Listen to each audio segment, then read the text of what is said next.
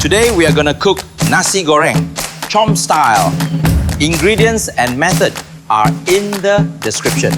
Live from the wok. Heat it hard, oil in, swirl fast. Sizzle rating, 3. Wok and roll, banana patrol. Bumbu time. Shallot, garlic, chili, salt, shrimp paste if you want it. Fry till fragrant, not burnt. Protein goes in now. Chicken or shrimp, quick toss to coat in bumbu and heat through. Keep it moving. Quick update, make a gap, scramble 1 egg. Cold rice in, smash clumps, then toss like you mean it. Ketchup round the wok edge, let it caramelize. Pepper in, toss till glossy brown. Sizzle rating, 3. Taste and tweak. More sweet, tiny splash. More savory, tiny soy. Heat off. Wok and roll, banana patrol. Subscribe, and I'll teach you street food without the street stress.